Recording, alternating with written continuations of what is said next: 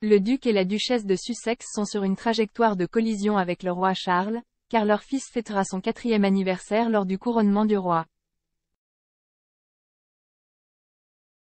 Le grand jour du roi Charles pourrait être éclipsé par un autre événement majeur entrant en conflit avec son couronnement. Archie, le fils de Meghan Markle et du prince Harry, fêtera son anniversaire le 6 mai, le même jour où Charles montera officiellement sur le trône.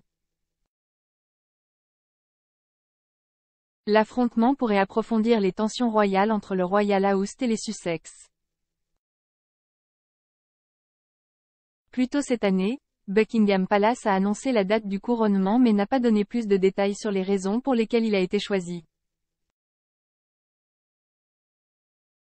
Le monarque sera couronné à l'abbaye de Westminster, aux côtés de son épouse la reine consort Camilla, lors d'un événement susceptible de réunir tous les membres de la famille royale, dirigeants mondiaux, dignitaires d'État et autres personnalités religieuses.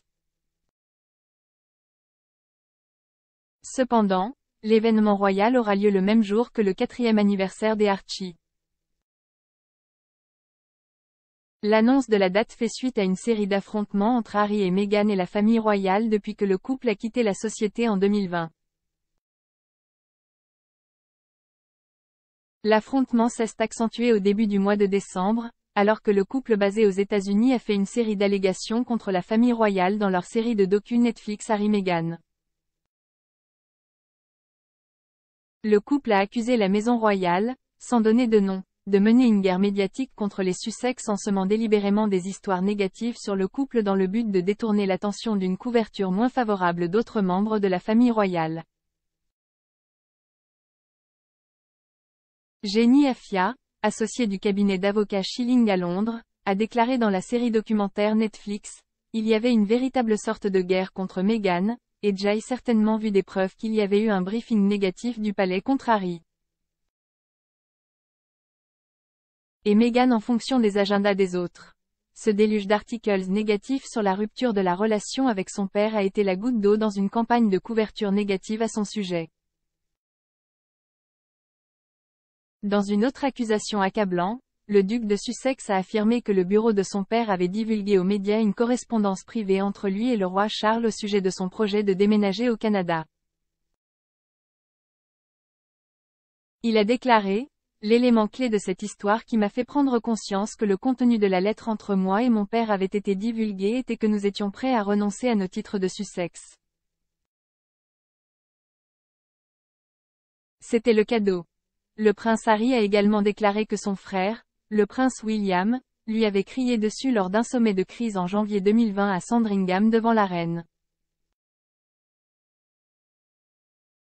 Son époux, Meghan, n'avait délibérément pas été invitée à la réunion au cours de laquelle les projets du couple de se retirer des fonctions royales devaient être discutés, a affirmé Harry.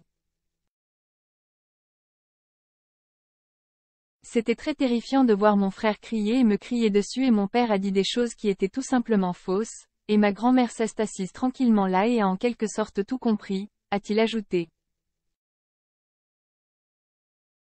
Dans une interview avec l'animatrice de talk-show américaine Oprah Winfrey, le prince Harry a déclaré qu'il se sentait vraiment déçu par Charles, a affirmé qu'il avait cessé de prendre ses appels à l'approche de la crise du Brexit et a déclaré qu'il y avait beaucoup de mal. Plus tard, il a fustigé le rôle de Charles en tant que père, lui reprochant de s'attendre à ce que ses fils endurent les pressions de la vie royale, et suggérant que sa parentalité lui avait laissé des douleurs et des souffrances génétiques. On ne sait toujours pas si son fils, Archie, héritera du titre de prince, qu'il aurait techniquement dû obtenir après la mort de la reine.